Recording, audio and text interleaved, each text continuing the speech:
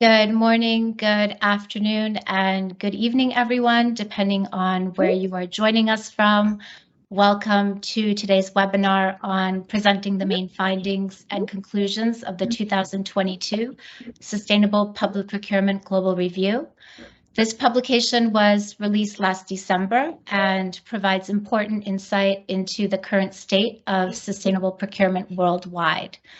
I'm Agnes Rizbicki, consultant for the United Nations Operation for Procurement Services, and joining me in this webinar today are the lead authors of this important study, a very talented group of SP experts from all over the world, whom we've been able to bring together for this important event. So, as many of you may know, sustainable procurement is now generally considered a strategic instrument for furthering sustainable development objectives. In fact, it's included in the 2015 UN Sustainable Development Goals under Target 12.7. However, little is known on the current state of sustainable procurement worldwide, which is why the United Nations Environment Programme carries out these periodic SPP global reviews. So some of the questions that the 2022 publication explores include: what are the main drivers and barriers to sustainable procurement across both the public and private sectors? Has there been any progress in SP policy development, implementation, and monitoring in the last 5 years? Are any new trends emerging? And how is the international community promoting sustainable procurement? And are international organizations integrating sustainability considerations into their own corporate procurement policies and practices? So we have answers to these questions, and we're going to share them with you during this webinar. As you can see, we have a packed agenda. This is a 2-hour event organized according to the 2 parts of the global review. During the first hour, after the opening remarks, we'll cover part 1 of the study. There'll be a short Q&A session at the end before we move on to the second hour of the webinar, which focuses on part 2 of the publication. It'll be followed by another Q&A session, and then we will wrap up. So just a few quick housekeeping remarks before we begin. You probably noticed that this meeting is being recorded. The recording, along with the presentations, will be made available on the One Planet Network Knowledge Hub website. If you'd like to ask any questions or have any comments, please submit them through the meeting chat. The chat icon should be visible in the top of your screen. We'll take your questions during the 2 Q&A sessions. So now, with great pleasure, I would like to invite Eliza Tonda to the virtual podium to kick off this event. Eliza is the Chief of the Resources and Markets branch of UNEP's Economy Division and has provided strategic guidance and support for this publication. Eliza, the floor is yours.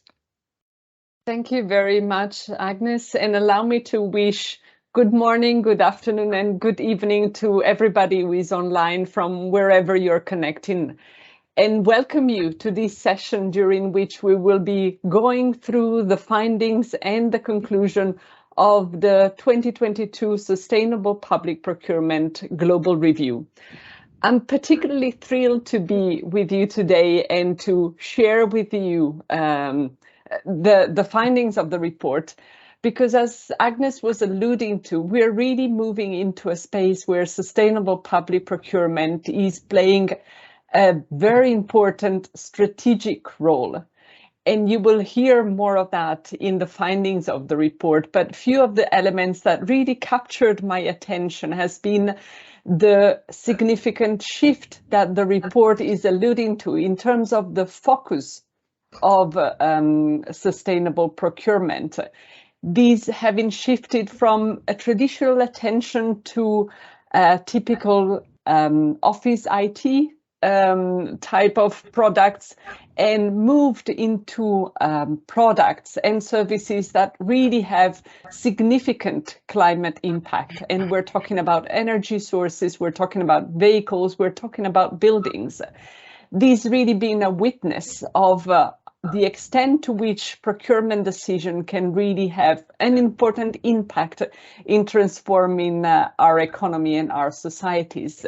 And to link to that second aspect, this potential of transformation of society, another element that really captured a lot of my attention in this report has been the use that sustainable procurement has facilitated in terms of supporting more vulnerable or marginalized groups in the society through more strategic procurement decisions. You will hear from the report, you will hear from the experts who have contributed to the report, the significant improvements that have happened, both in terms of engagement of the public sector, that has been a historic focus of this review. But you will hear for the first time also a very broad assessment of the developments that have happened in the private sector and in the context of the promotion of sustainable procurement from international organizations. And this will, as you have heard, be the core focus of the second session of our conversation today. You will also hear of areas that do require further attention, and this is where, as the community of experts, we're really all coming together to elevate the potentials of sustainable procurement. And some of those areas of developments really very much look into the opportunities that are there of bringing more sustainability elements across all the stages of the procurement cycles, as well as probably missed opportunity so far of really being able to capture the full potential and the full impact of sustainable procurement, not being necessarily monitored and tracked systematically. I will not conclude without thanking those institutions and partners who have made this work possible. And I would very much appreciate the support that we have received from the Korean Environment, Industry and Technology Institute and from the Norwegian Ministry of Climate and the Environment that made this report and this session of today possible. And I'm very much looking forward to being part of the conversation with all of you today. And in concluding, I'm giving the floor back to Agnes. Thank you, Elisa, for your insights and for setting the scene for us. I would now like to pass the floor to my colleague Fareed Yaker, Program Officer at the United Nations Environment Program. Fareed has been leading the work of UNEP in the area of sustainable public procurement since 2008. He has directed numerous UNEP publications on SPP, including the SPP implementation guidelines and periodic SPP global reviews. Fareed will provide us with some background on the SPP global review, including the research methods, as well as a summary of the main takeaways. Thank you, Fareed. Thank you very much, Agnes. Good morning and good afternoon to all the attendees that come from all over the world. We have at least 90 countries represented. I'm going to take control of the slide deck. Okay. So as Agnes said, I'm Fareed Yaker. I lead the work of UNEP on SPP. I will first give you some elements of background regarding the global review, and we'll then share with you what we consider to be the main takeaways of this work. So the first global review was published in 2013. Some of you may remember that. We then had a second review in 2017, and we've just released the third review in 2 volumes. You can see the objectives of the review on the screen. So we try the global review to provide an overview of sustainable procurement and the progress achieved, notably in SDG 12.7. We also try to identify the progress in the private sector and in international organization, also to understand what are the barriers, the challenges, the drivers, and the expectation for SP around the globe.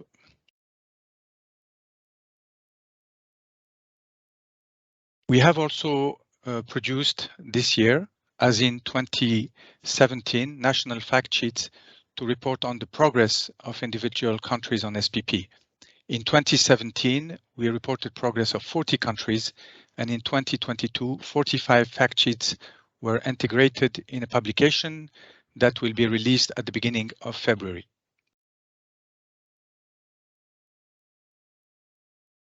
The global review is the result of a major collective undertaking which lasted 2 years and which associated our donors, Katie, as was said by Elisa.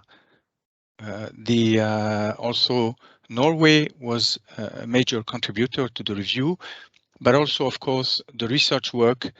We associated the Sustainable Purchasing Research Initiative from the Arizona State University, the Quebec-based Network for Sustainable Procurement, the Turin University, who lead the EU-funded Sapiens Network, and also Laval University of Quebec, who led the research on the private sector. And I should not forget the amazing UNEP team of consultants, Agnes, who was really the linchpin behind all this work, Jelly Molino, Sophie Luero, and our interns, Jacob, Caterina, Elisabetta, Joanna, and Marwa.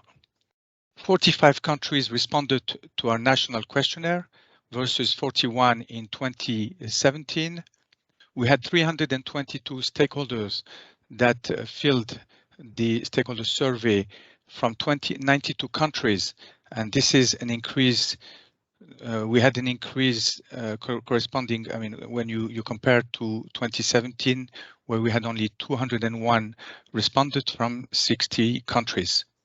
We also integrated the results of the SDG 1271 report on the 2021 data collection exercise in the analysis, and 40 countries reported on their progress on SPP in this data collection exercise, and we used this data in the global review. We also had a number of peer reviewers. 14 peer reviewers took part in and provided their comments, and we took care of this, included this comment. We addressed these comments in the final publication that was released. We also had a number of experts that were interviewed, 26 as compared to 6 in the previous work.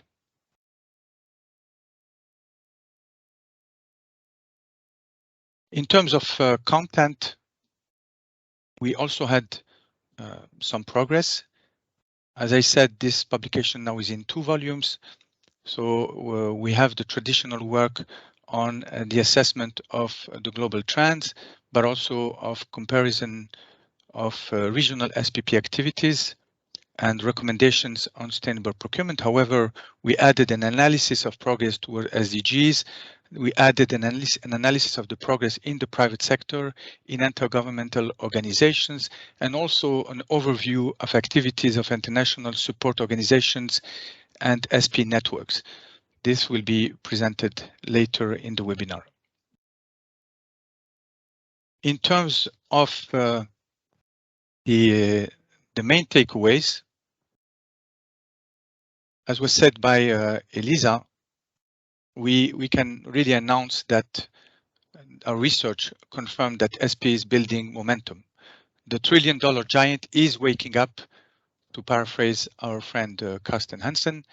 The amazing attendance today is a testimony to this rising interest for SPP, and the SPP momentum can be illustrated by the progress of the national policy frameworks that you can see on the slide. So we counted, for example, 67 national overarching policies with SPP provisions in 2016-2021 against 18 in 2012-2015.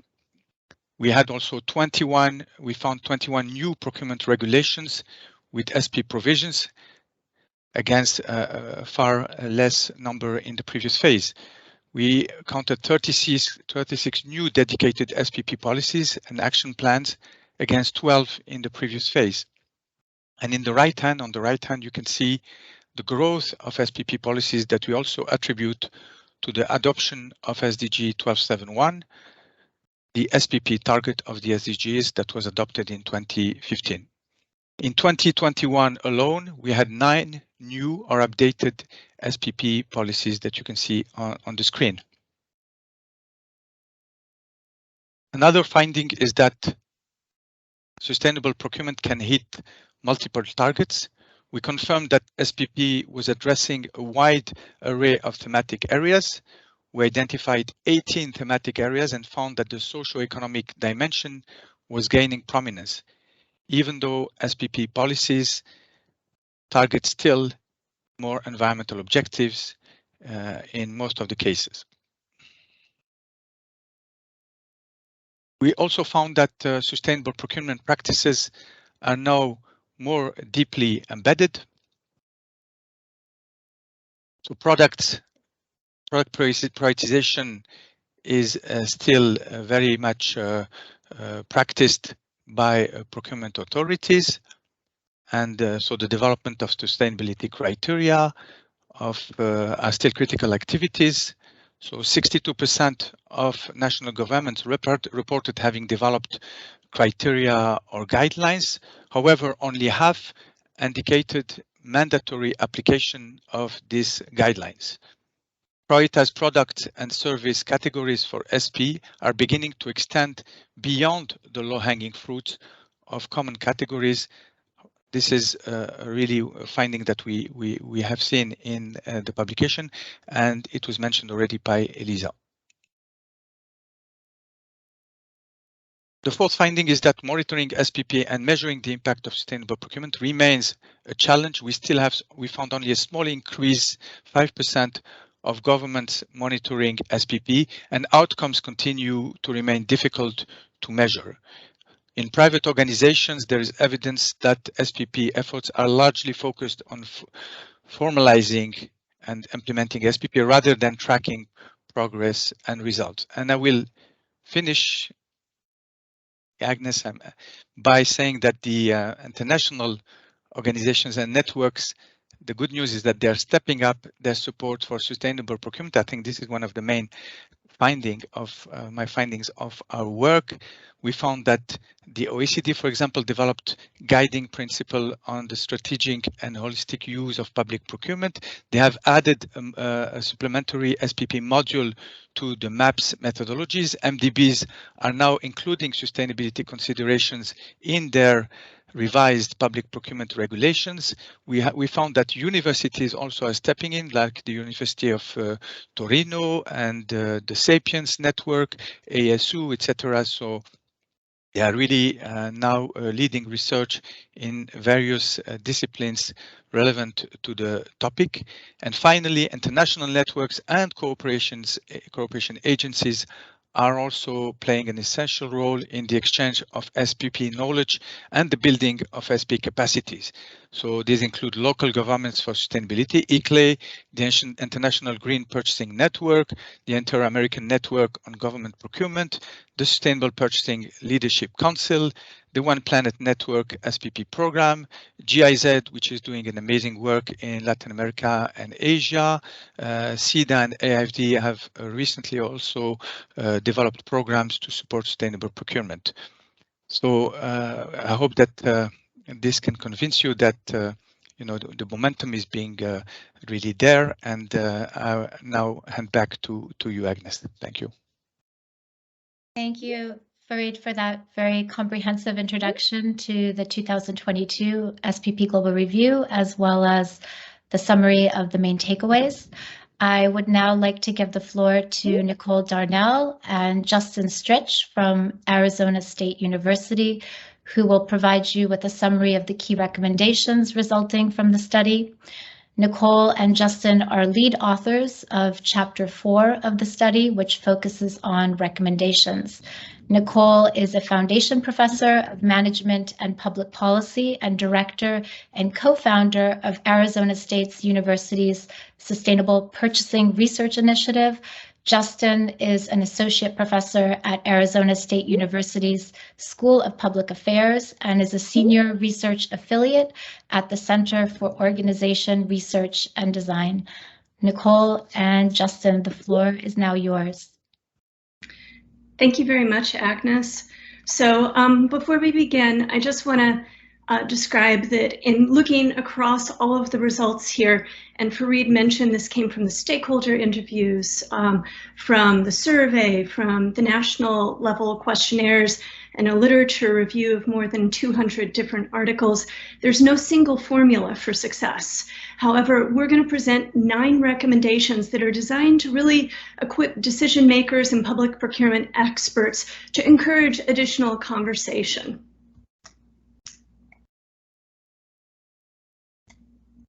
So recommendation number 1, make sustainable procurement mandatory.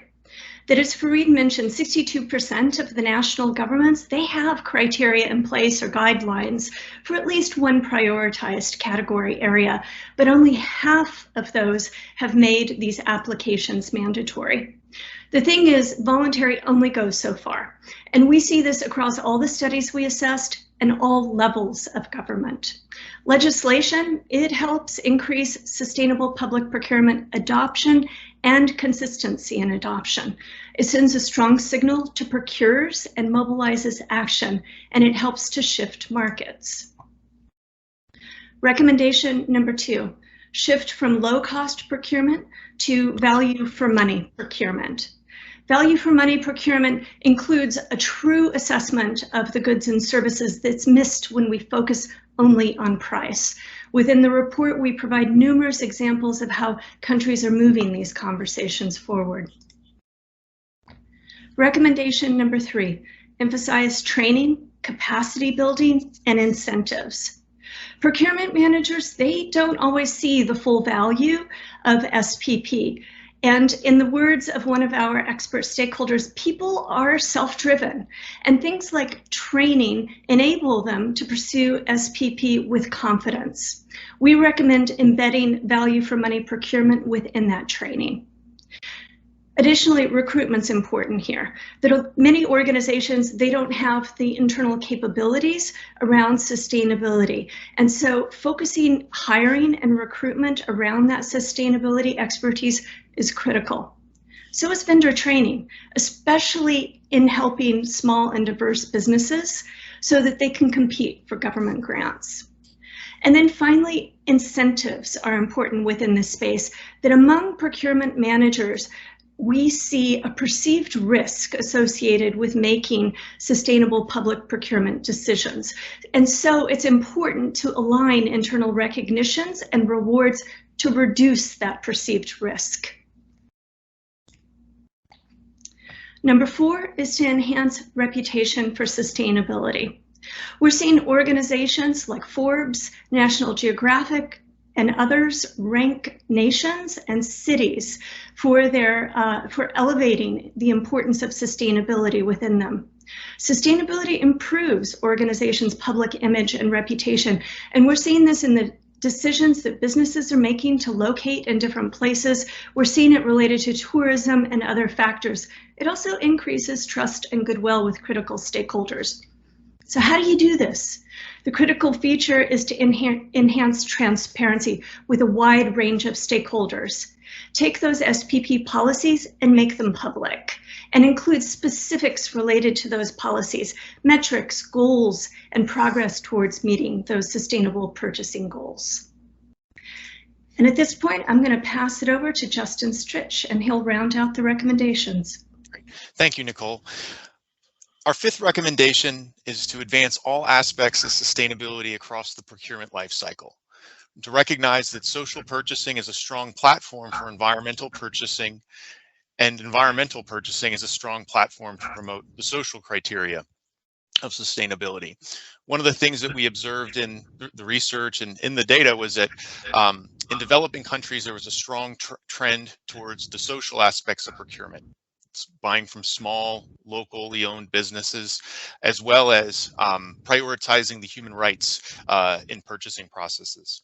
In OECD countries, we saw a strong emphasis on the environmental impacts of purchasing and minimizing those negative impacts. And one of the recommendations that we have is to begin to sort of think more about how we integrate both the social aspects of procurement and the environmental aspects of procurement, how they mutually reinforce each other across the entire procurement lifecycle.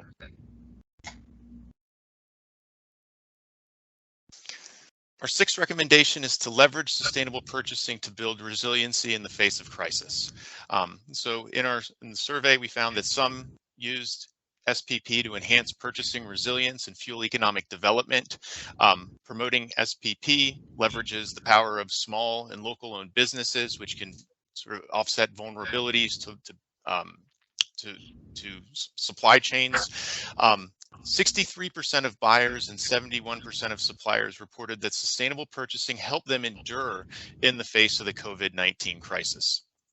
Supply chain resiliency will increase as SPP implementation matures, as organizations get richer indicators of performance, as they're able to engage suppliers more deeply, and encourage suppliers to not just become suppliers, but sustainability performers. Our seventh recommendation is to integrate sustainable purchasing into e-procurement measure outcomes. Right? The benefits of this is that you can reduce the cost of finding sustainable goods and services by integrating it into e-procurement platforms and raising the profile of sustainable products and services. It can also allow organizations to set sustainable products and services as the default in purchasing processes, and as well as integrate sustainability into tendering decisions. It also helps us manage what we're measuring. It's more easily able to track sustainability spend.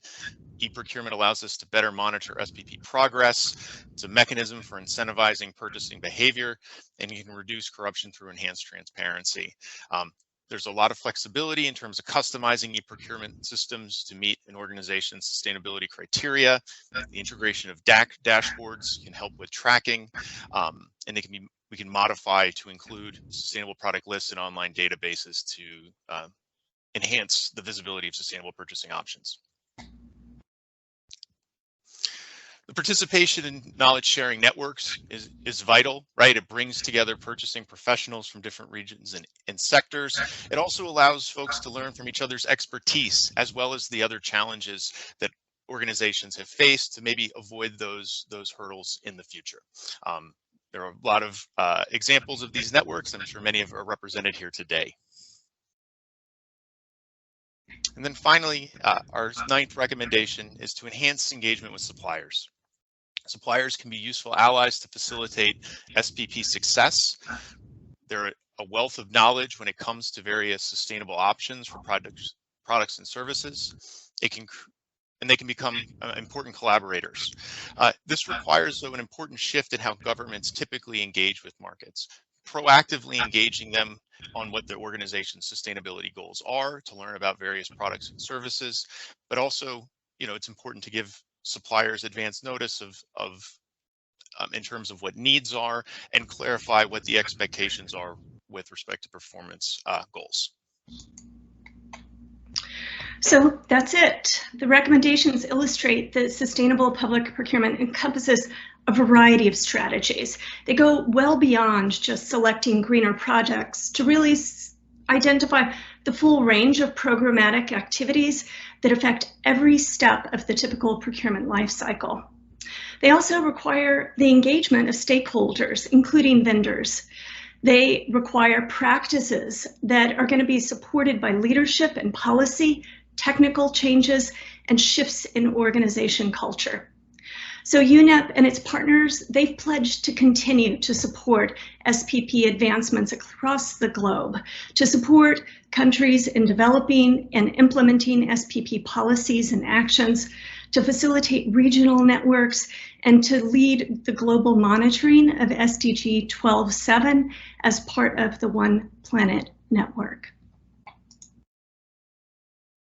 So thank you. Back to you, Agnes. Thank you so much, Nicole and Justin, for the key recommendations. I see there's quite a number of questions coming in, and there's an active conversation going on around the recommendations in the chat. We will get to all of your questions at the end of the hour. But right now, I would like to invite my colleague Jelly Molino to the virtual podium. Jelly is an expert on sustainable public procurement with experience working for international organizations such as UNEP, UNDP, World Bank, IFC, and many more. Jelly is the lead author of several of the SPP Global Review chapters and will take you through chapter 2 of the study, presenting an overview of the current state of sustainable procurement, as well as the emerging trends. Jelly, the floor is now yours. Thank you, Agnes. So good morning, good afternoon, and good evening, wherever you may be. I am here to present the current state of sustainable procurement and the emerging trends that were highlighted in Chapter 2 of the 2022 SPP Global Review. As already mentioned by Farid, one of the methodologies that was adopted in this review was the stakeholder survey, where perceptions of relevant stakeholders were assessed to understand how different organizations are approaching the issues of sustainable procurement. When we speak of relevant stakeholders here, they are either individuals responsible for the development or implementation of sustainable procurement policies, researchers, academics, experts who are contributing to the advancement of sustainable procurement. So of the 332 individual stakeholders who participated in the survey from 92 countries across 314 organizations, most of them were from organizations operating in Europe and in Asia Pacific. Some were from organizations exclusively operating in one region, like those in West Africa and Asia. And some organizations have global presence.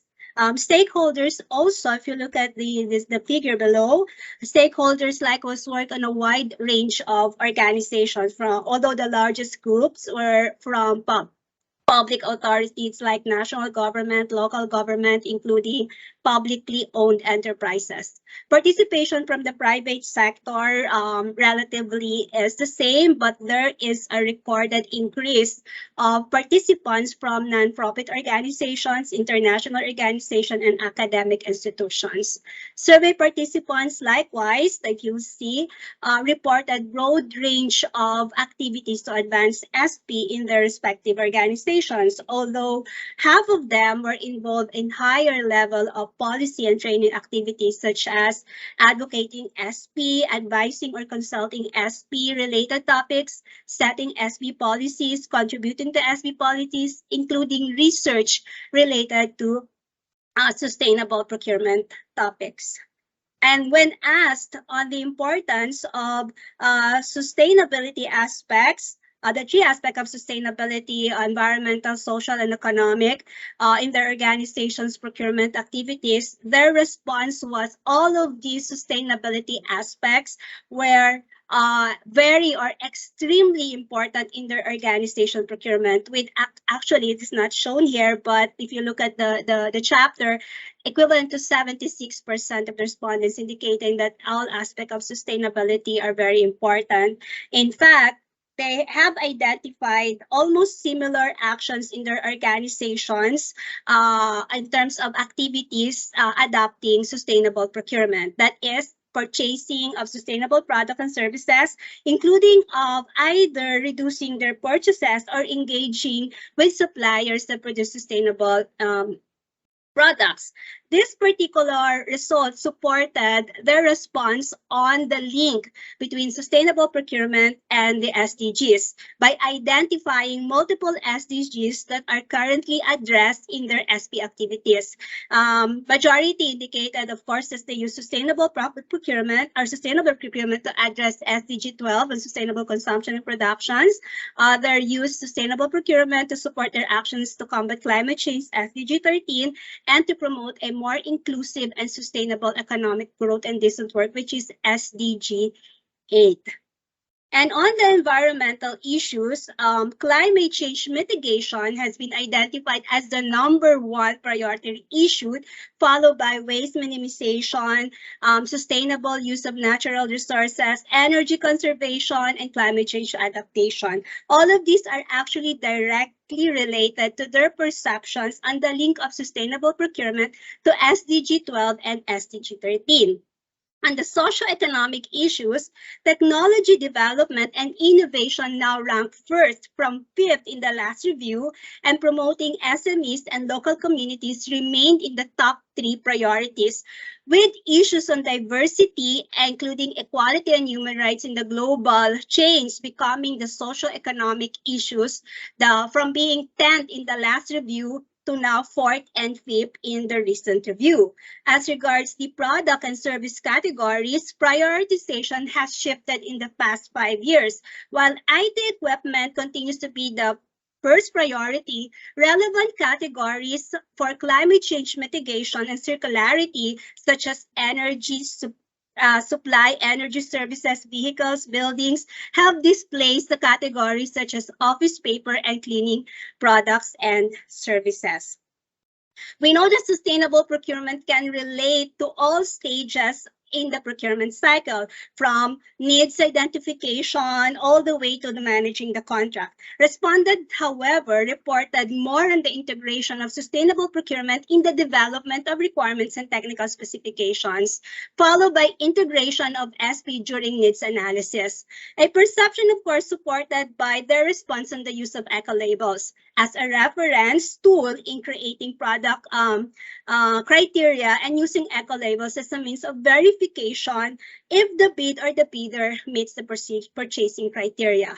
The results will indicate that the traditional way of introducing SP criteria through requirements and specifications suggested opportunities of integrating SP in other stages, which are, in our assessment, often overlooked. And then, as regards measuring and monitoring SP implementation, there was no significant increases observed from 2017 to 2022. The most monitored remains the number of procurement contracts and tenders with sustainability criteria, or SP outputs. There was, however, an increase in the reporting of the estimation of environmental benefits, or SP outcomes, from 5th to 2nd, which of course could reflect growing awareness on the importance of measuring SP outputs, not just SP output, but also sustainable procurement outcomes. There is also an increase of monitoring the number of SP trained. So this is very important, from 9th to 5th, which indicated growing interest of many organizations in providing training and capacity building to support SP implementation. Although there was a drop of monitoring the existence of SP actions from 2nd to 7th, which of course in line with what will be reported later on the increasing number of national governments adopting SP action plans. Now, as regards the driver, although there are a wide range of factors that can drive SP implementation, policy commitments and mandatory sustainable procurement legislation still rank as the top 2 drivers, while availability of SP criteria and specification moving from 7th to 3rd in the current review. And on the barriers, the perception that sustainable procurement and services are more expensive is still the most cited barriers among survey participants. In addition, more than 1/3 of them actually indicated lack of mandatory sustainable procurement rules and legislation still as a significant barrier affecting SP implementation. There is a slight increase, in fact, from 3rd to 2nd in the current review. However, the lack of policy commitment or action plan is no longer considered a barrier from 2nd to 11th. Of course, this will be explained later on how the SP policy adoption has evolved. And with respect to what is expected for the future of sustainable procurement, as shown in this particular figure, the emerging topics have changed considerably in the past 5 years, except of course for eco-label standards and certification and climate change policy goals through e-procurement that have held somewhat steady ranking, most of the topics have shifted importance. More specifically, 40% of the SP stakeholders identified the importance of training and capacity building moving from 5th to first place, suggesting greater focus on the professionalization of sustainable procurement. Additionally, about 1/3 listed e-procurement platforms and tools as an emerging trend, which moved from 7th to 3rd place, highlighting the importance of knowledge management and the use of e-procurement for SP integration. And of course, the importance link between SP to circular economy has also grown from 12th to 5th place ranking, pointing to the broader understanding of green procurement, with emphasis that it is no longer just about buying green products or services, but the importance of procurement transitioning from linear to circular economy. And then, as regards the expectation of the stakeholders with respect to their organization and in their country on the level of activity in the next 5 years, a sizable proportion of the respondents, 86%, expected SP to be substantially more or somewhat more important organizationally, with the same proportion indicated in their country, which means that we will be expecting more SP activities in the future. This is actually a finding similar to the 2017, suggesting that sustainable procurement will remain a priority for organizations. We also asked about the impact of COVID, although stakeholders indicated at the time that there has been little or no impact on SP implementation, but they suggested that COVID might be an opportunity to increase awareness about how procurement is related to environmental health impact. Now I have to be fast as regards the role of international organization. Again, what they asked them what should be the role, and their expectation from international organization is that they should assist more on market engagement, specifically encouraging suppliers to make more sustainable products and services it should be coordinated internationally. And we also check on the regional comparison, only on 2, barriers and the emerging trends. As regards the barriers, you'll see that in this particular figure, the strongest barriers in West Asia and Pacific is mandatory rules and regulation, whereas in Northern America and Europe, it's still the perception that it is expensive.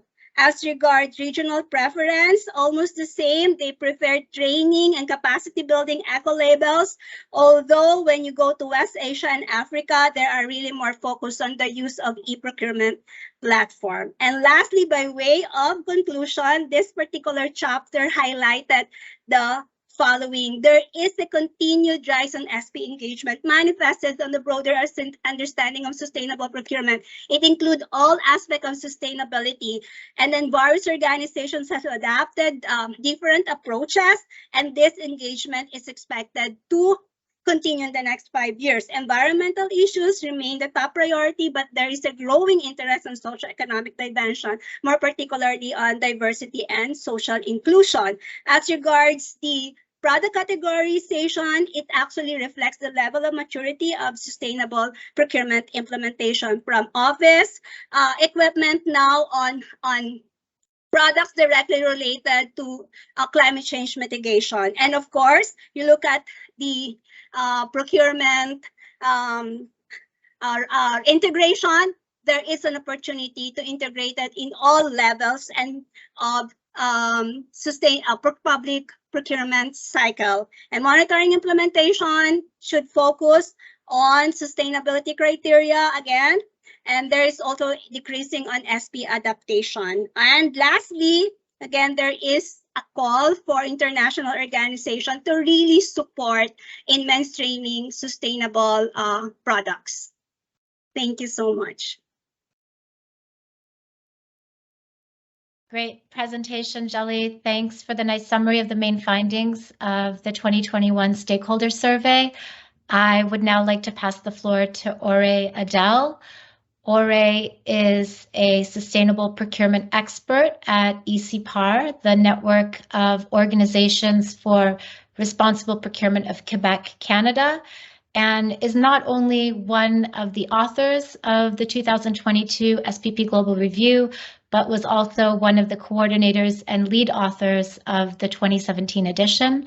Ore will take us through Chapter 3 of the publication focused on sustainable procurement in national governments. Thank you, Ore. Thank you, Agnes, and thank you everybody for being here with us today. So, as mentioned, I will be presenting the progress in national governments. What we've seen in this edition is that there's an increasing number of governments that participated. Farid mentioned it at the beginning. So we passed from the last edition of 41 national governments that replied to this one, 45. Here is a mix of the data of the participating governments that participated. The ones in blue, either dark or pale, are the ones that participated in the SPP Global Review exercise. The ones in red are the ones that participated to the indicator, to the Sustainable Development Goal 12.7.1 indicator, and the dark ones with the red lines is that they participated in both. So the pool of governments that have participated in the Global Review are 45 governments. In the SDG 12.7.1, 40 governments, and the ones that participated in both, it's 29, so half of them. And what we've seen also is a change in the governments that participated. So the ones participating in the 2022 Global Review, almost 60% are also participated in the previous one, but not all of them. So we see new governments that participated in the exercise. So of course, the data, the results change because the pool of governments have changed, but we will see some interesting evolutions in that regard. It has been mentioned before, the role of sustainable public procurement as a policy instrument is growing. You saw this graphic, Farid presented it. So we see in the governments that participated in the exercise on the global review and also on the indicator, we see that all the governments have integrated sustainable public procurement as a policy instrument on those high-level overarching or thematic policies, either on sustainable development, climate change, economic development. So all of them has integrated sustainable procurement as an instrument there. 3/4, 76%, have also dedicated sustainable public procurement policies. Either we will see the content of those policies, but they have them also in place. And 82% have adapted their sustainable procurement or their procurement policies and regulations to include sustainability in them. What we see is almost 2/3 of the governments that participated have the three of them. So they have sustainable procurement as a policy instrument, then they have dedicated policies to support the deployment of those commitments, and then they've adapted also their procurement regulations to enable that, because we know that procurement regulation of the lack of introduction or mention to sustainability in the regulations is one of the barriers to sustainable procurement. So we see that 2/3, they really have the whole development there on the high level, specific, and also in the procurement regulations. And we see that less than 20% of the respondents have only that at policy level. So they either have them at the strategic level or a specific sustainable public procurement policies, but they haven't modified yet their procurement regulations. But it's very few, the number of governments in that context. Then the type of elements or the type of strategies where sustainable procurement has been integrated is very wide. Farid also mentioned that. We see here we analyze in which kind of strategic policies or thematic policies governments were introducing sustainable procurement. And we see, as has already been mentioned, that environmental policies still integrate more sustainable procurement as an instrument. So we have environmental policies as first, sustainable development policies second, renewable energy, circular economy. But more and more social or economic policies also include sustainable procurement as an instrument. So we see like in economic policies, in policies on social and labor development, on the promotion and strengthening of SMEs, small and medium enterprises. So we really see environment still dominates, but sustainable social element, social policies integrate more and more sustainable public procurement. And we see also, when looking at the different regions, normally in European countries and in Latin America and the Caribbean, policies on the environment, on social and economic developments, they all cover or they all introduce sustainable public procurement. In West Asia and Africa, mainly has been integrated to deliver on sustainable development and environmental policies objectives. That's when we look at the overarching strategic policies. When we look at the dedicated sustainable public procurement policies, we see that social has a bigger role than before. We really see a change in those that already participated in the last edition and the new governments. So in the graphic, we can see in green is those sustainable procurement policies that are only focusing on environmental issues. In kind of ochre or the yellow one, only social. We have two examples in West Asia and Africa and Asia Pacific. And then the other one with the lines in green is because they cover both elements, or they have policies that go for environmental and social issues in their sustainable public procurement policies. So we really see an increase in the concern on the social dimension. If we look at what environmental priorities are supported by public procurement policies, we see that resource efficiency, energy conservation, climate change mitigation, waste minimization, clean technology are the top dimensions that are covered or that foster in the sustainable public procurement policies, in line with what's already been mentioned. Circular economy policies, waste policies, climate change policies are really environmental priorities, and sustainable public procurement as a tool to support those includes those elements as priorities. But then when we look at the social, we see the promotion of small and medium enterprises, transparency and accountability, protection and promotion of groups at risk, human rights, and also compliance with ILO, International Labour Organization, no ISO, there's a typo error, labor conventions, as an important elements that the sustainable public procurements promote and support. And as you can see in the previous edition, we had all the environmental issues as priorities, and then came the social ones or the economic. Here we see that the promotion of SMEs is really second after the resource efficiency, and also we see the transparency, anti-corruption at the same level as energy consumption and climate change mitigation. So we really see an increase in the sustainable public procurement policies of the social dimension. One element that might be a bit surprising, or at least that we realize, is that despite the growing importance of gender equality, for example, and that was one of the elements that could be selected as an element that was targeted by the sustainable public procurement policies, it didn't appear as an important issue in the results of the pool of government. So that was a bit surprising, given the growing importance of the subject. We will probably see it in the next global review, a change in that dimension. When we looked specifically at which targets are introduced in those policies, or are there targets in them, we see that a bit fewer countries reported having targets compared to the previous global review. So in the previous one, 85% of the governments that replied had defined SPP targets. In this one, it's a bit lower, 71%. And a bit we see the type of targets that have been defined compared to the dark blue is this edition, the pale blue is the previous one. So we see the main one is the volume of sustainable public procurement defined in different ways. We will see it in the next slide. Then we see for those more advanced governments, the additional priority categories for sustainable public procurement.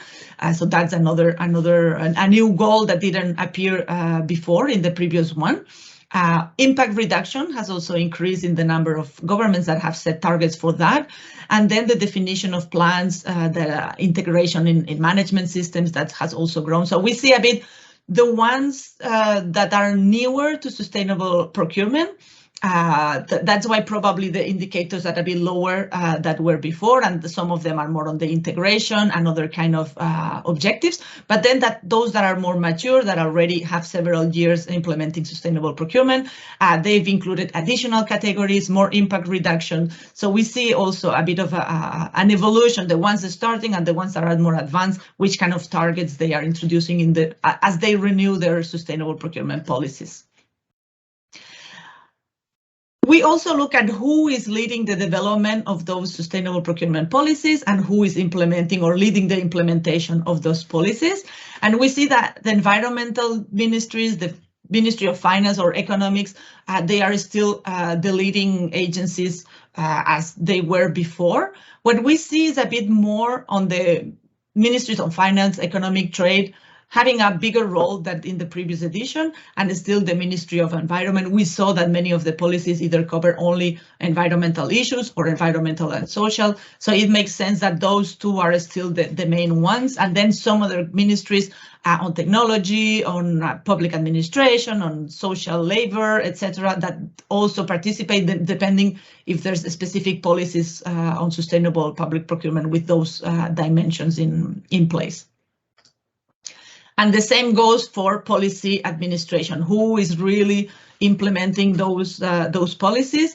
We see that a decrease in the ministries of the environment, even they are almost at the same level, but then a big increase in public procurement agencies or the Ministry of Finance. They normally fall under the same kind of department. The procurement agencies depend many times on the Ministries of Finance. They are getting a bigger role in leading the implementation. And then, as mentioned, other ministries, other industries like the Ministry of Industry or Social Affairs, and then also committees, interministerial agencies that are working more. And that also shows the fact that the policies are becoming more broad, that are becoming more strategic. So we see the role of Ministries of Finance or procurement agencies taking the lead, and also the collaboration between different ministries in the implementation. Jelly mentioned a bit the rank of measures that are being implemented. Governments still continue to provide a wide range of activities to support SPP implementation. Compared to, so here we see, like, for example, training is the first one, information and definition of criteria are the main ones. And then in general, we see most of them integration in procurement software, integration in processes, networking, market engagements, etc. It hasn't changed much compared to the previous one. So governments are still providing a bit the same kind of tools and resources. And maybe the only one that has increased a bit significantly is market engagement. We see it more and more taking place. And regarding SPP criteria, as we mentioned, 50% of the governments made it mandatory. This also hasn't changed a lot compared to the previous edition. And what we see is that it's some categories, some product categories are mandatory, the criteria, and normally for all the organizations that fall under the policy. Finally, when we look at monitoring, what has been going on there, we see that 3/4 of the countries monitor sustainable public procurement progress. 3 dimensions are monitored, normally institutionalization, how SPP is being embedded in the culture of the organization, in the processes. Outputs, it's how much green procurement is being done, and outcomes is benefits expected from those. And the figures, if we see in the graphic, they normally for outputs is similar, it's very similar, either type of tenders that have criteria or sustainable products that have been purchased or buying from preferred companies. What has increased the most is SPP institutionalization. So we see a jump there and not a lot of change regarding the calculations of outcomes, the benefits really from that. As Farid mentioned, there's a difficulty there. So there's a bit of a progress, but it's still not totally there. So to sum up, here is just the indicators that you will see in the report. So to sum up, we see that the global SPP landscape has evolved since the last global review. We see new governments that are adhering to sustainable public procurement, and that the systems of the front runners are maturing.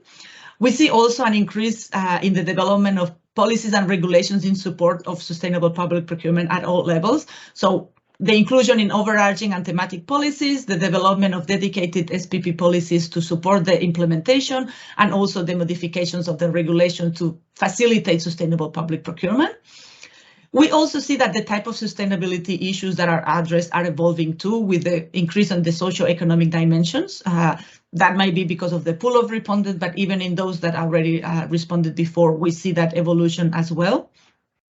And public authorities with economic or financial responsibilities are taking a more leading role in the development of the policies, in the rolling them out, thereby underscoring this strategic importance of SPP to national governments that Elisa mentioned at the beginning, Farid and Jelly also mentioned there.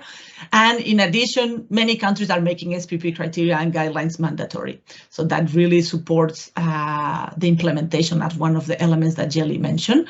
And finally, SPP monitoring is also increasing, thanks among all to the centralized e-platforms that helps really collect the data and provide results. So there's still a way to go, but we see progress in the last 5 years, which is very, very promising. Thank you very much. Thank you, Ore, for taking us through Chapter 3 of the SPP Global Review. Many questions have come in. I'd like to thank Nicole and Roberto for actively responding to many of the questions. I will now hand it over to Farid, who's going to lead us through the Q&A session. Farid? Thank you, Agnes. So we have lots of questions indeed, and thank you for those speakers and other participants that are responding in the chat. We have a question on how do you ensure that mandatory SPP criteria is done fairly? This is a question from Catherine. And so, of course, you know, mandatory SPP criteria are done based on existing eco-labels, on GPP criteria that are developed in the EU or in many other countries. So they, of course, try to address the impacts, the major environmental or social impacts. So this is based on national choice. So I think it guarantees that there is a certain fairness in doing that, or at least that it's done according to national priorities. We have a question from Vishakha.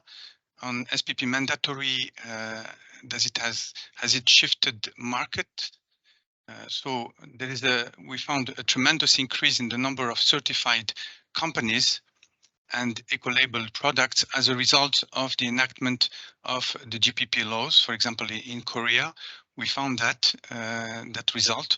So there is a direct connection between the enactment of GPP laws, especially when there is mandatory purchasing of certain goods and services for national government authorities. This is the case mostly in Asia, but also now more and more in Europe and in North America. And the evidence data shows that there is a link between the development of the green market of goods and the enactment of these policies. Obviously, the increased demand leads to increased supply of green alternatives. There is a question maybe that from Shazia that will be responded by Luke in the second session, because it's for organizations and private sector. So we'll get back to that later. The question from Kanika: how was it possible for the companies to sustain COVID crisis by adopting SP practices?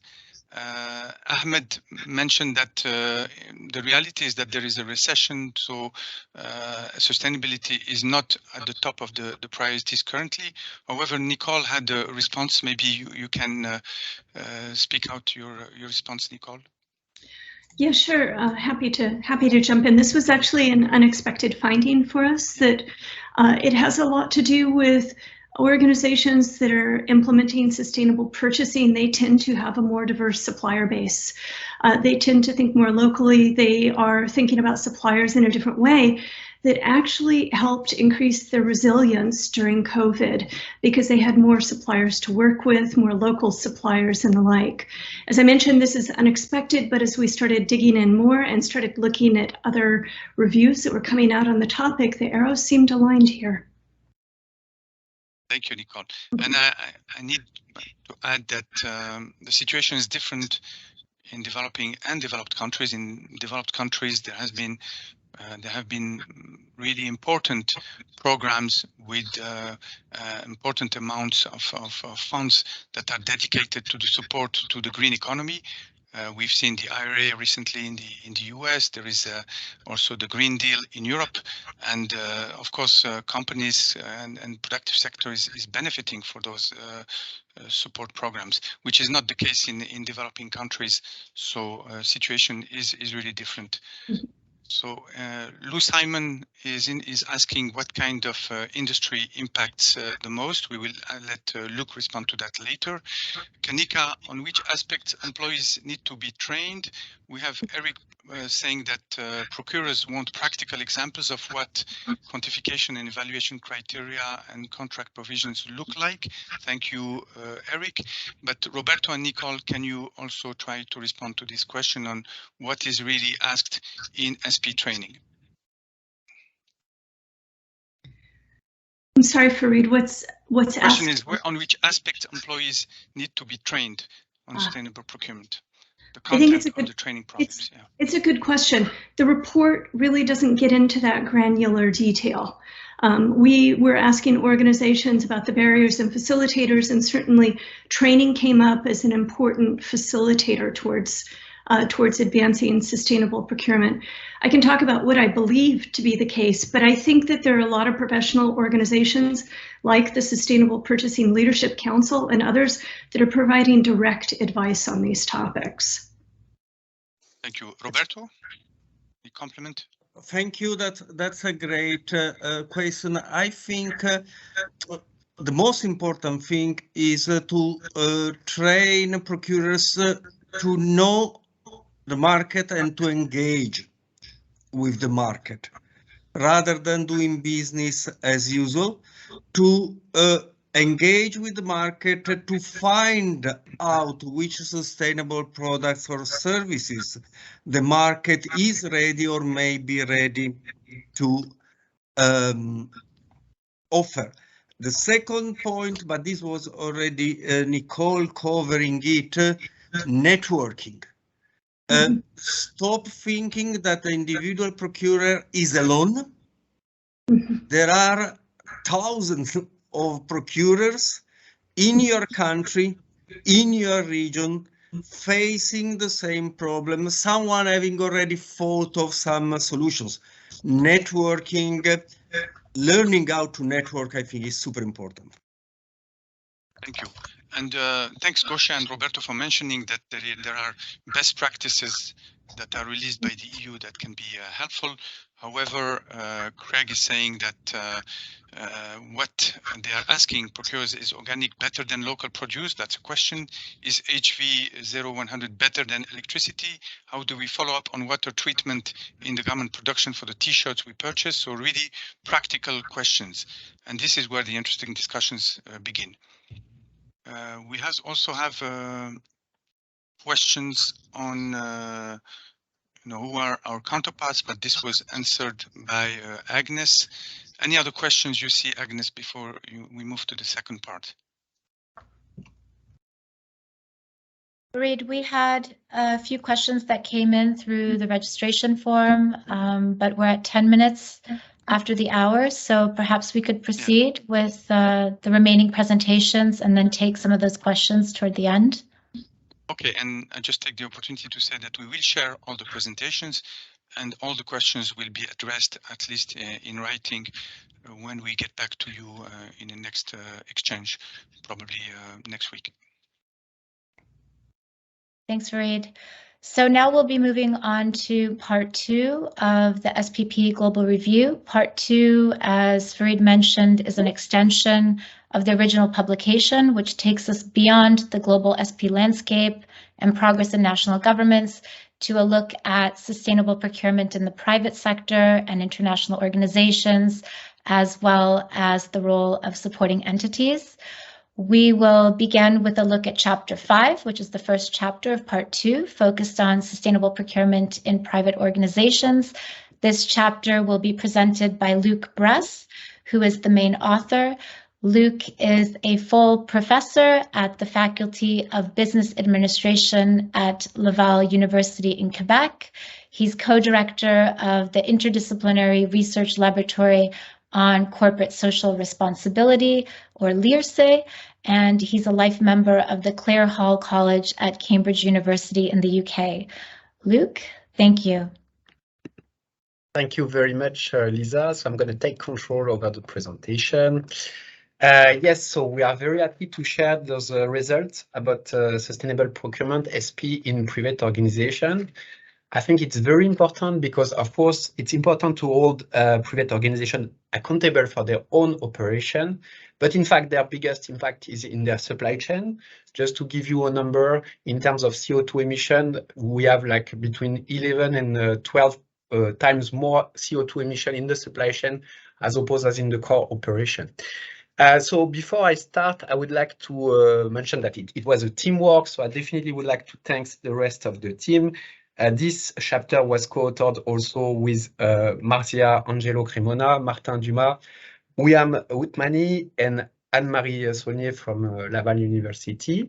We are also grateful, of course, to Agnès and Farid and the UNEP team and the reviewers who have providing very valuable insights on this chapter. So I am going to present the key elements, I think, in these chapters. Very briefly, and of course, then we'll have the question if you want to know more. In terms of methodology, so the idea was to provide a very global overview of SP practice in the private sectors. To do so, we relied on 3 sources. So first, we used the stakeholder survey from the UNEP. We had about 50 respondents from private organizations. We had 10 interviews with SP experts all across the world. And on top of it, we tried also to collect and summarize about, I think it was 16 reports from other international organizations, like very broad assessment of SP practice in private organizations to provide our assessment. On top of it, of course, we discussed that in light of recent publication. So perhaps let's start with the challenges in the private sector. So here the results are a little bit like we've seen in a public organization. There is definitely in private organization more focus on what we call social economic challenges, especially human and labor rights, local economies, and diversity and inclusion. According to our experts, it's probably due to the fact that we have seen an important increase of regulation since perhaps 2015, and those regulations usually linked a lot with social issues. That being said, in private organizations, environmental issues are also very important, and the fight against global warming clearly stands out, which is a little bit what we've seen in public organizations. What we've seen also is a number of upcoming challenges. So those challenges are very important for private organizations because they are very likely to become much more important in the future. So the first one was gender diversity and inclusion. So there is an important trend for this challenge to become more important. Indigenous community and biodiversity. In this chapter also, you'll find a number of challenges that are directly connected to COVID-19. So the first one is essential workers. So COVID-19, of course, has been a massive disruption for a lot of supply chain. And this has revealed the importance of what we call in the chapter, I think, deep workers, who are workers working deep in the supply chain. So maybe for second tier or even third tier suppliers, and who have proved themselves super important for the supply chain to keep functioning during this time of crisis. We've seen also the importance of supply chain resilience and reshoring. Reshoring meaning that there is a number of very big organizations that are now considering to relocalize a part of their supply chain in their home country. If we look now, oh, that's not, sorry, driver of SP practice. So there's been a change of in the PowerPoint.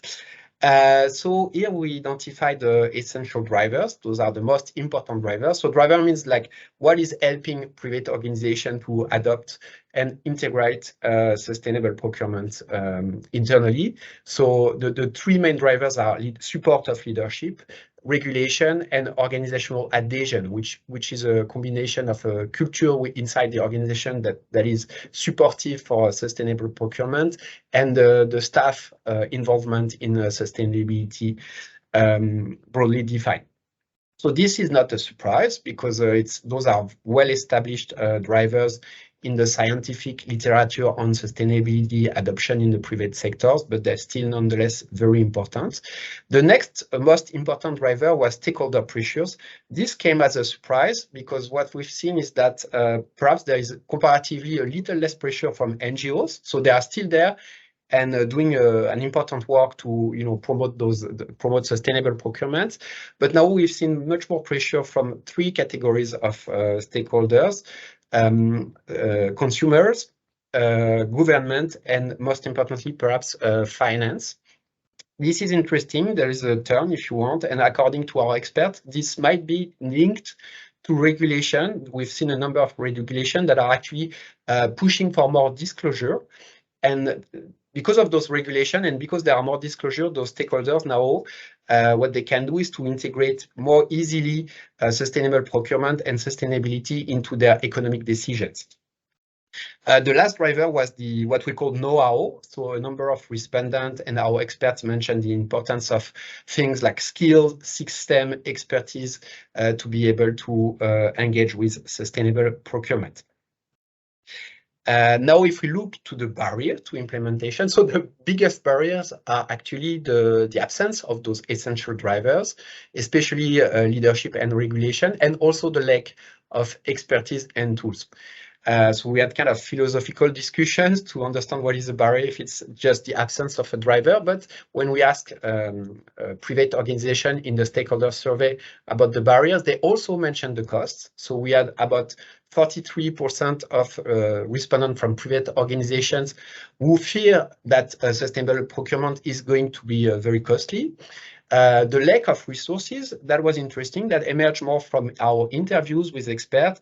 In fact, with what happened in the past, over the past 5-10 years is that there is buyers, practitioners on the supply chain, they are asked to do a number of additional tasks, but they don't necessarily have the resources to conduct those tasks. So tasks are piling up, and this creates a number of issues. Another barrier to implementation is the lack of measurement and assessment of sustainable procurement, especially the lack of measurement of benefit for private organizations, which makes it hard to sell internally for employees inside organizations. And finally, the weak standardization of SP practices. So this is especially important because, of course, many supply chains, involved hundreds, if not thousands of suppliers all across the world. And sometimes there is a number of initiatives or tools related to SP, but it's hard to harmonize everything. What we did also in this chapter is that we tried to provide some assessment of practice in the private sector. So where is private sectors in terms of adopting and conducting sustainable procurement? So if you want, the good news is that there are converging insights that sustainable procurement is becoming much more mainstream. For instance, we have the number of organizations participating in initiatives related to sustainable procurement is increasing a lot. We've seen that sustainable procurement is becoming a topic in community of practitioners, things like that. So this is probably a good news. The problem is that now there is the challenge of sustainable procurement for SMEs. So SMEs, of course, are in general, small and sometimes very small organizations, and it comes with a certain number of challenges for those organizations to adopt sustainable procurement. So if we try to assess more qualitatively where is private sectors in terms of adopting sustainable procurement. So of course there are big variations across all those organizations, but in general, what we can say is that private organizations who are engaged in sustainable procurement are relatively good at formalizing sustainable procurement. For instance, developing their own SP policies, creating some code of conduct for their suppliers, things like that. And they're also quite advanced in terms of commitments and sometimes even public commitments, which is interesting. But there are a number of limitations as well. I think this connects with one of the questions that was asked by Shazia, if I remember correctly. But we don't have that many organizations that are going beyond their first-tier suppliers in terms of engaging about social and environmental issues. So already, if we look at organizations that are going to address and engage with their second-tier supplier, it's minority. And now if we look at organizations who are going to go a little bit further and engage with their third-tier suppliers, the percentage in many studies dropped to around 5%. So this is definitely a limitation. Another limitation is that we had questions about whether or not sometimes adoption is not a little bit superficial. So for instance, you have many private organizations that actually have a SP policy, but when you look at it, the SP policies cover only 20 or 30% of their services and products. And the last limitation is measuring SP outcomes. So what we see is that private organizations report and disclose information, but quite often it's more about resources or commitment as opposed as to real outcomes, especially for stakeholders, for instance, number of local jobs created or land reclamation in biodiversity and this kind of thing. That being said, what's also quite positive is that we see that SP is a very innovative field of practice. So we've seen a number of initiatives and tools that are very promising. For instance, you have like service providers who developed IA tools to monitor CO2 emissions across all the suppliers, things like that. So that's interesting for the future. So if we look at the benefits for private organizations and also for their environment, so first of all, it's a little bit hard to assess because as I mentioned earlier, there are limited disclosure of the outcomes of SP policies.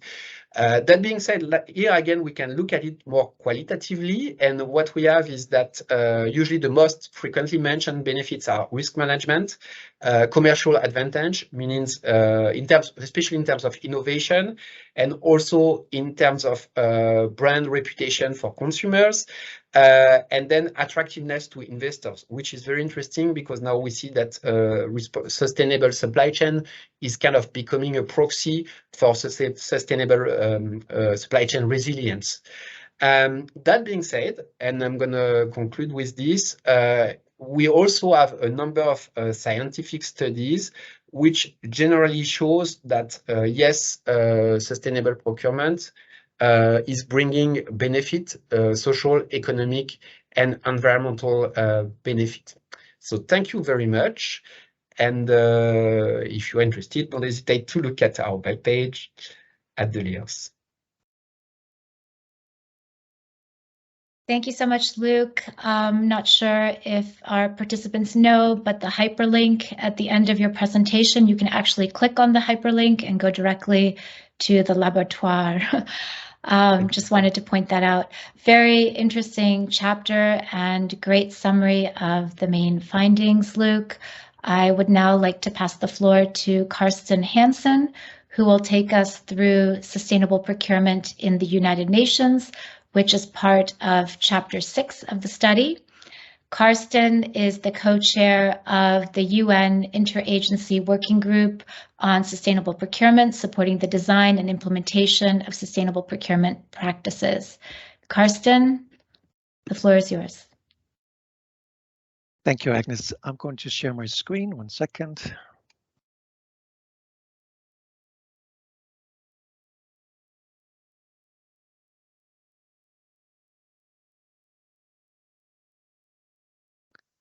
Agnes confirming you can see my screen? Yes, confirmed. Okay.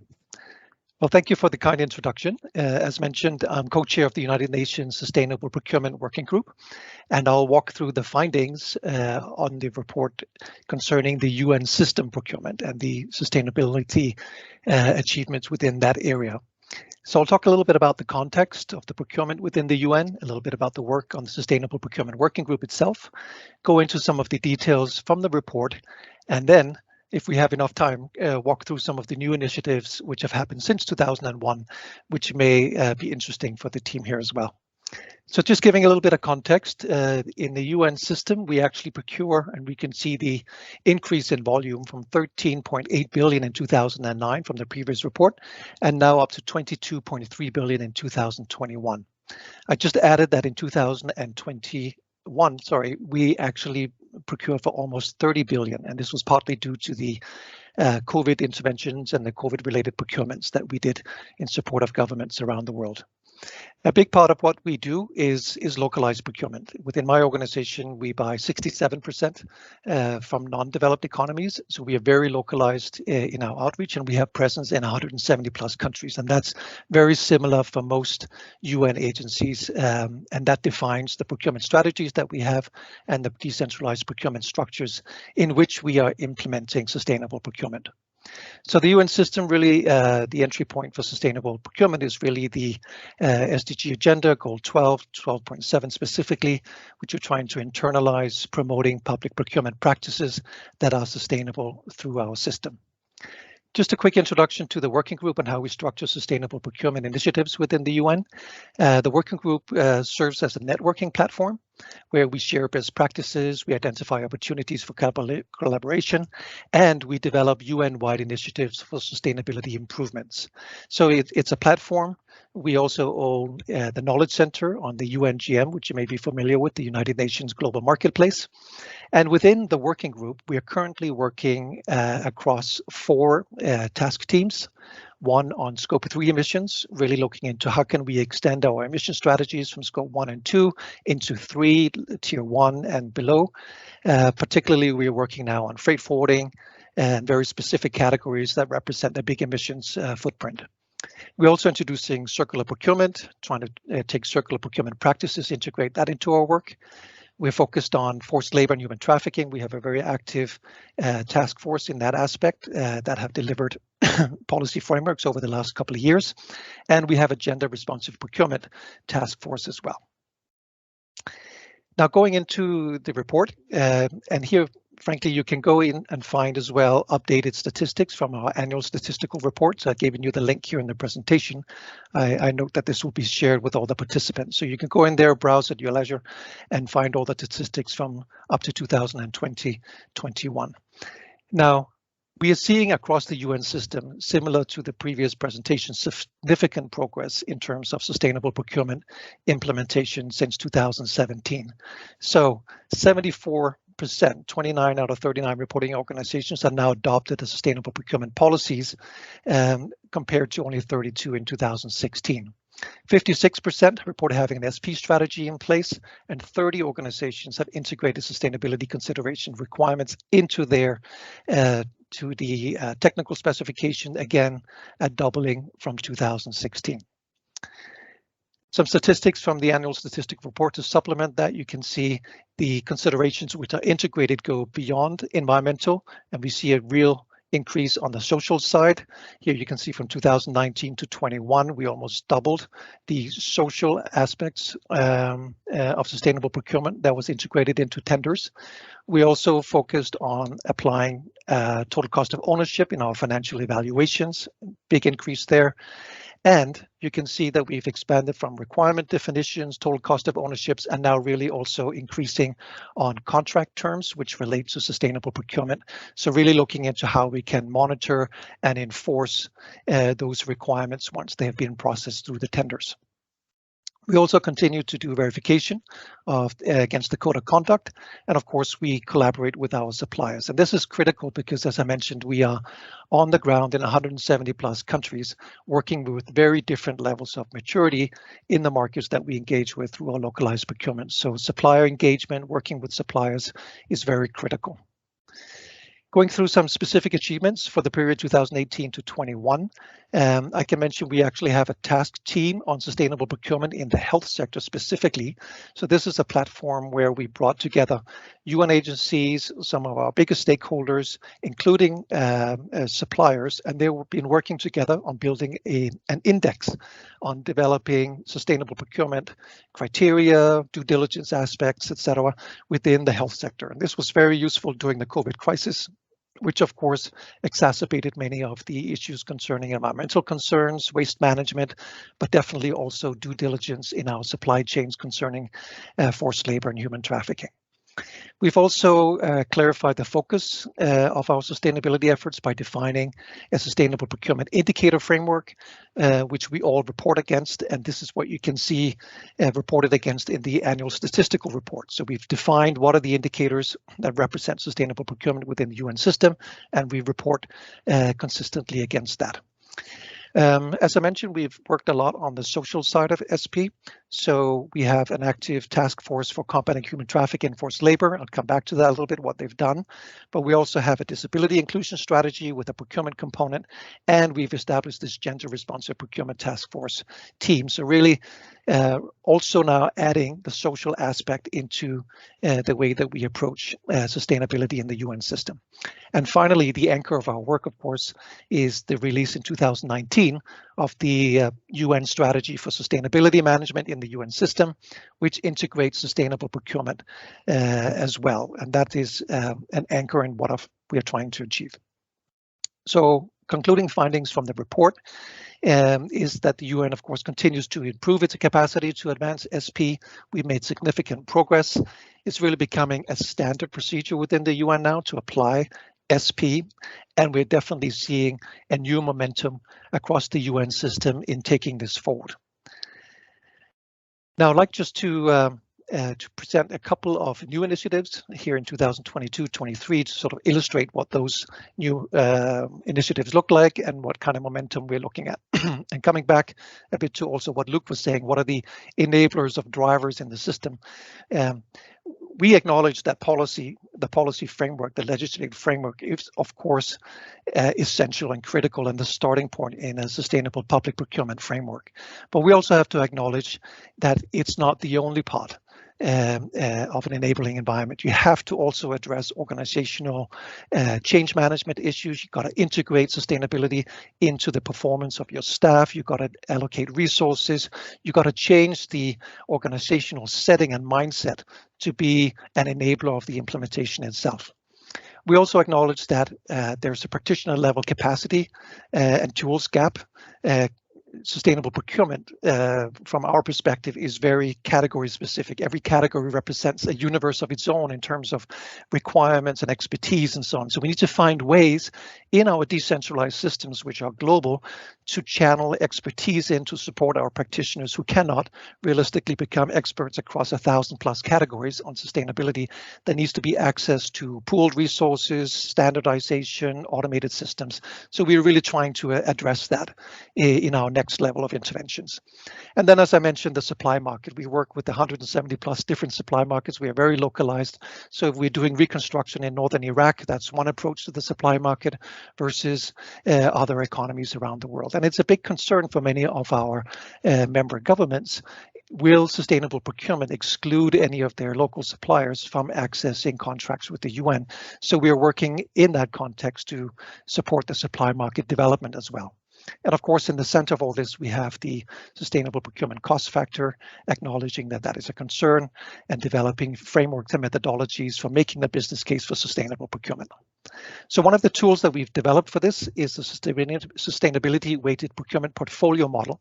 Because we do procurement and we have such vast and diverse portfolios, 3,000-4,000 different kinds of goods and services and works for that matter that we buy every year, we need to do a sort of a sense-making exercise. So we developed a tool which allows the review of all the categories in the portfolio, matrix it with the spend of that particular procurement department, and then identifying which of the categories represents the most strategic opportunity for having impact in terms of sustainability. It also helps define and develop market and supply engagement strategies, particularly in the local markets. So it sort of gives a visualization for each of our procurement departments to say, okay, these are critical items where we have an opportunity for innovation and transformation. Here we have market leverage, and really define where exposure is, also across thematic areas, aggregates, environmental, forced labor, gender issues, etc. So it's really an opportunity to do a deep dive into your portfolio and see where your exposure on sustainability and where the opportunities are for having the biggest impact. Another example of a tool that we've developed now is the UN Sustainable Procurement Criteria Selection Tool, which is really a way of overcoming the expertise gap and the capacity gap by having a searchable platform where our practitioners can go in, pre-identify the entry points for SP integration in the tender documents, being pre-qualification stage, criteria, specifications, evaluation criteria and the weightings, and any special conditions of contract associated with very particular categories. So they can simply go in, cut and paste, bring that into play into their tender document, and know with comfort that this has been pre-approved by the organization. And this is really one of those tools that we see allow scalability and speedy rollout, and very similar to what governments have done and has been mentioned in the report, the Dutch P&O platform, the Irish GPP search criteria tool that was released in September last year, and of course the well-known EU GPP criteria tool. But this focused specifically on the portfolio that we have in the UN. Here's just a small example of what the tool looks like. It's a little GIF here, so it runs its course. You can see you select your solicitation types, your categories. There's different check options. You can filter what kind of particular sustainability criteria you want to look at and insert. You can have all of them. You can filter them to have a particular focus. And then that generates the criteria that you then need to insert into your tender document. As I said, an opportunity for achieving scalability and speed in the rollout. We also have, of course, the UN Task Force on Combating Human Trafficking and Forced Labor. Since 2019, the OSCE and ILO together led a task force with 12 agencies on developing a comprehensive policy framework and guidance on due diligence on forced labor. And that has now been completed, and now the next stage is to look into the implementation phase. How do we meaningfully integrate this? How do we build capacity and awareness across our supply chains? And finally, of course, circular procurement. We are looking at how we can integrate circularity into our procurement practices. And we have taken the approach of identifying 3 initial categories where we think we have the best opportunity to pilot circular practices, including ICT, office furniture, and construction services. And we're going to be reporting back on that in 2023 and see how we can scale that across the UN system. So thank you very much, Agnes. I hand it back to you. Over. Thanks, Karsten, for the great overview of sustainable procurement in the United Nations. Clearly, there are many achievements and great progress in sustainable procurement. I would now like to turn to Roberto Caranta, who will provide us an overview of the last chapter of the publication, Chapter 7, which focuses on sustainable procurement in international organizations.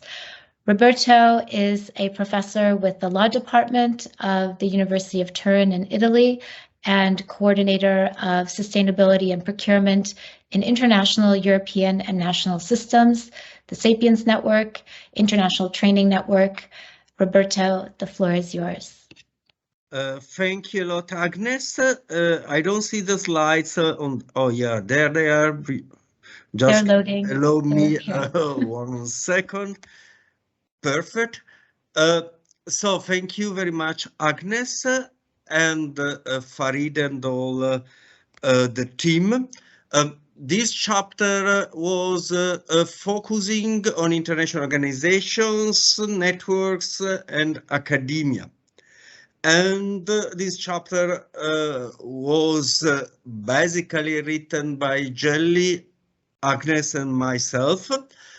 And these actors, they have a very, very important supporting work. Why? Because I think that the main challenge, let's say at a more theoretical level, is to change the way we approach procurement.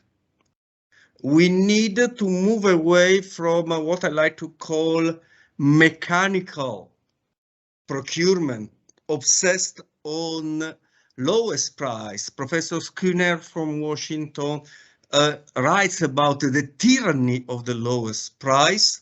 We needed to abandon this to widen our attention to the environmental social consideration, but of course, keeping healthy competition.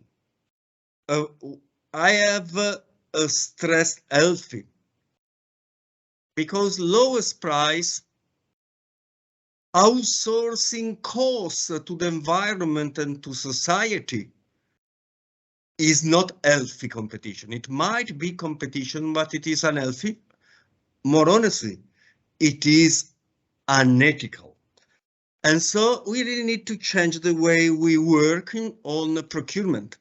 And the part I'm presenting is giving some indication on how to overcome the barriers to implementation that were already described. I just want you to keep this in mind because I will show how these actors can help in overcoming this. And I start with international organizations, UNEP, OECD, EU, Commission. What are they doing? What is their role? Super important role is providing guidance. Many questions in the chat were about, oh, how can we do this? And the UNEP, through the SPP approach, guidelines, the OECD, the maps, and so on, they are providing guidance and also some kind of often financial support. But when we talk about financial support, of course, we are thinking of the multilateral development banks. And they are a number of them in the report. They are really shown as having changed their approach. Well, this idea of mechanical procurement, especially in large parts of the developing world, was a bit the fault of multilateral development banks, wanting competition. But they have really changed their act in the very few years past. And they are now giving funding for a sustainable procurement reform implementation, but also to explain how this is important. A big limit that was stressed by the report is that, okay, they don't provide so far much data on what is actually happening. International networks and NGOs, ICLEI, Procura Plus, One Planet Network, they were already mentioned. They are really super important as a fora for exchange of experiences, best practices, and capacity building. This is many of our speakers, Nicole, Luc, Carsten. Okay, we need to change how procurement is managed. We really need training, a professional change, and network are really super important to this end. But also some NGOs like Electronics Watch, Fair Trade Advocacy Offices, they are also there to check that we don't have just greenwashing. And now academia. Well, I'm a little bit it's not conflict of interest, but I might be a little bit biased. I think that academia is really super important, both because we need to change the theory, our understanding of public procurement, but also because we need tools. Carsten was 100% right telling, listen, you can't have one person being a specialist in sustainable food procurement, in fair trade of clothing, in how you do buy low carbon cars and things like that.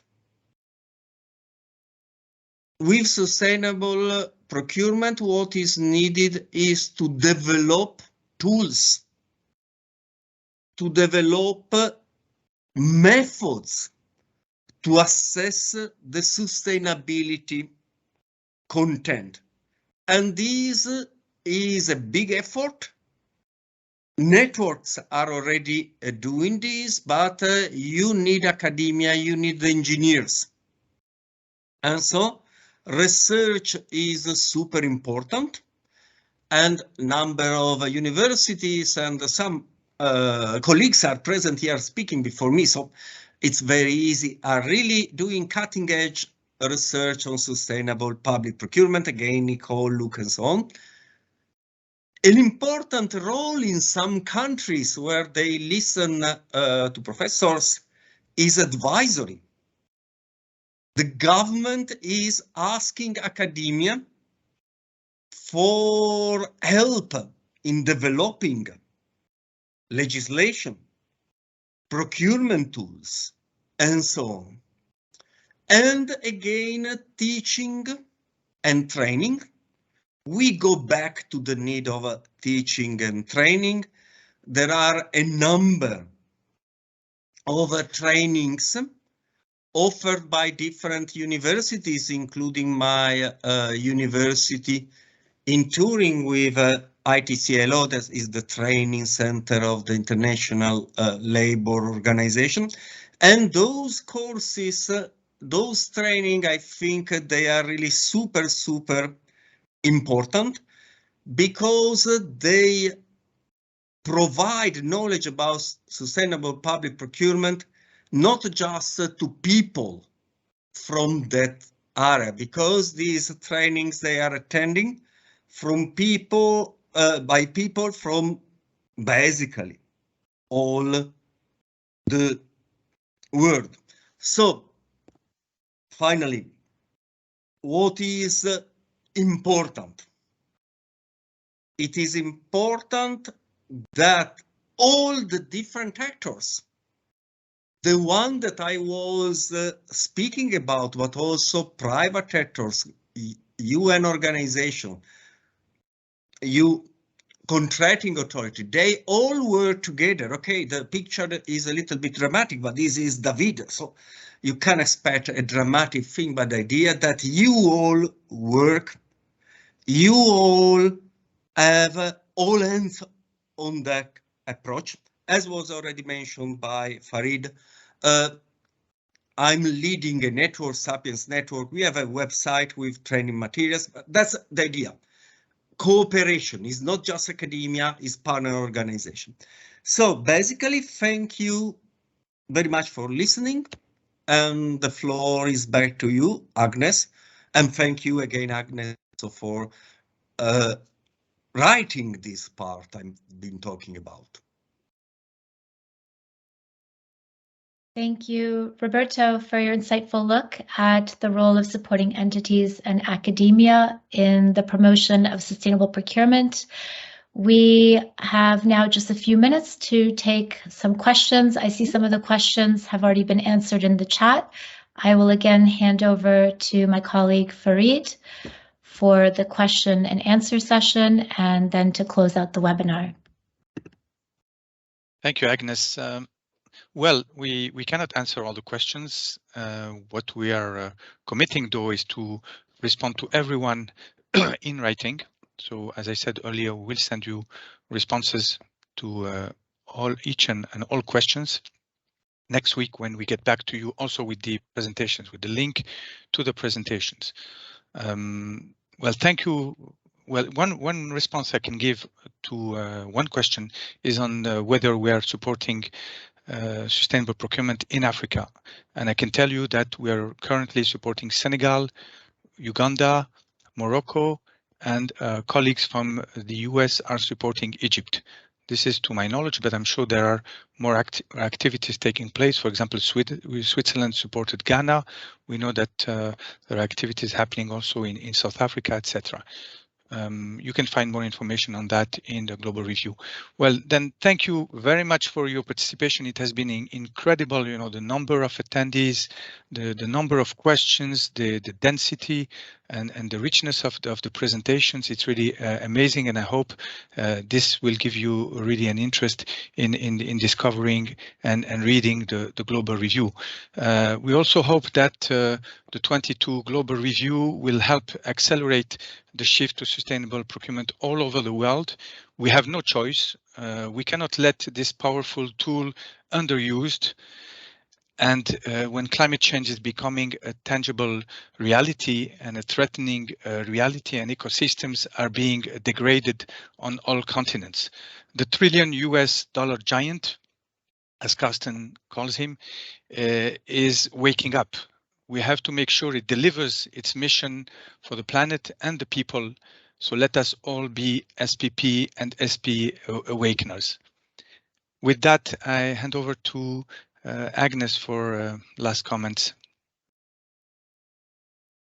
Thanks so much, Farid. Just wanted to thank all of our speakers who joined us today. I know for some of you, it was very, very early in the morning or very late in the evening, so very much appreciated. I also wanted to thank Marwa for her help in organizing the event. She's our fantastic intern. And of course, I wanted to thank all of you for participating in today's event and your interest in the topic. I just have a few quick reminders that I wanted to go over with all of you. All of the links here are hyperlinks. You can click on them, directly go to the website. As Farid already mentioned, we'll have the recording available to everyone early next week, along with the presentations.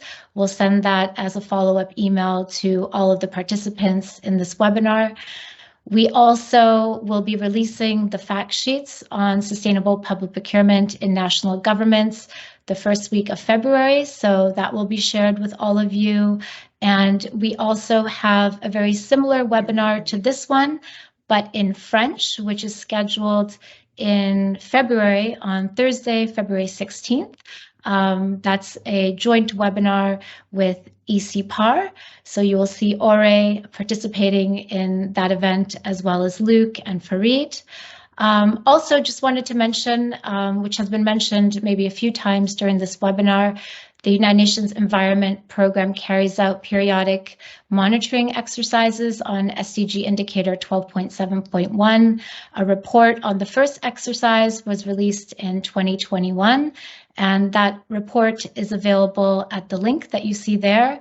We will be publishing the report on the monitoring exercise from last year, from 2022 in March, so keep an eye out for that. And finally, for all of you who are interested in implementing sustainable public procurement, or maybe would like to accelerate your implementation efforts, we also provide a link to one of our resources, which is the 2021 SPP Implementation Guidelines. And with that, we conclude today's webinar. Thank you again, everyone, for joining us. Have a wonderful end of the day. Thank you so much. Thanks, everyone. See you soon. Bye-bye.